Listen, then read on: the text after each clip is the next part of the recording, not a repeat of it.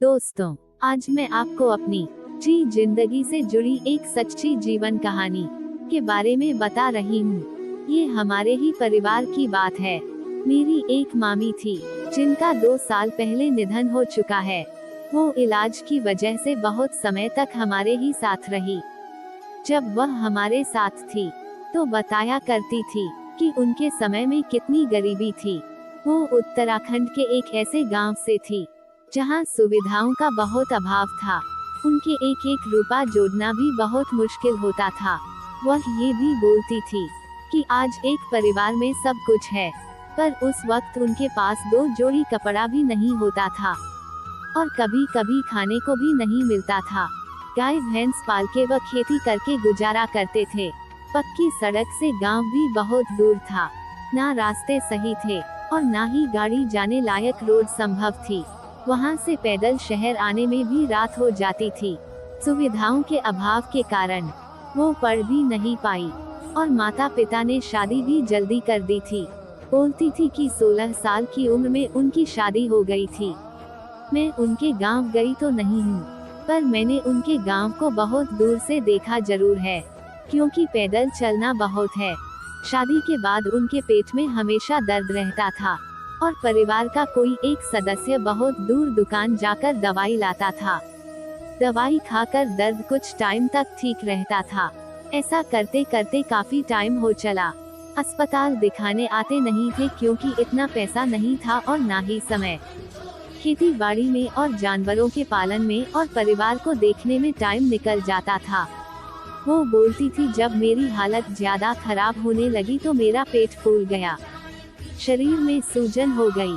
किसी तरह उन्हें हल्द्वानी लाए और यहाँ के काफी अस्पताल में दिखाया। सभी डॉक्टर ने यही बताया कि ऑपरेशन करना पड़ेगा। इलाज तो कराना ही था क्योंकि उनके 3 छोटे बच्चे जो थे। सब रिश्तेदारों ने मिलकर मदद की, थोड़ा थोड़ा पैसा दिया। गांव में इलाज हो नहीं सकता था, इसलिए वह अपना घर छोड़कर हमारे साथ ही यही हल्द्वानी शहर में रहने लगी। मैं उन्हें बहुत अच्छा मानती थी, वह भी मुझे बहुत अच्छा मानती थी। वह मुझसे सब कुछ शेयर करती थी। कोई ऐसी बात नहीं थी जो मुझे वह नहीं बताती थी। वह कहती थी कि मुझे मेरी गरीबी ने कहीं का नहीं छोड़ा। पैसा होता तो पहले ही अपना इलाज करा लेती। अपने बच्चों को देखती, वो बहुत दुखी हो जाती थी ये सोचकर कि मेरे बच्चे क्या कर रहे होंगे, कैसे होंगे। अपने बच्चों को याद करके बहुत रोया करती थी। बड़ी बेटी थी उनकी जो 12 साल की उम्र से ही अपने भाइयों को, अपने पापा को, अपने घर को संभाल रही थी। घर का सारा काम करती थी। पापा के पास कोई रोजगार भी नहीं था। कभी कभी इधर उधर काम कर लेते थे या कभी उनके भाई थोड़ा पैसों की मदद कर दिया करते थे। इसी से उनका गुजारा चल रहा था। तो जो मेरी मामी थी उन्होंने तकरीबन 6 से 7 साल तक अपना डायलिसिस कराया, लेकिन उनके साथ कुछ अच्छा नहीं हुआ। उनकी तबीयत बहुत खराब हो चुकी थी। इलाज के दौरान वह ठीक तो हो गई, पर कहते हैं ना कि किस्मत को तो कुछ और ही मंजूर होता है। उनका जो बीच का लड़का था, एक रोज वह घर से भाग गया।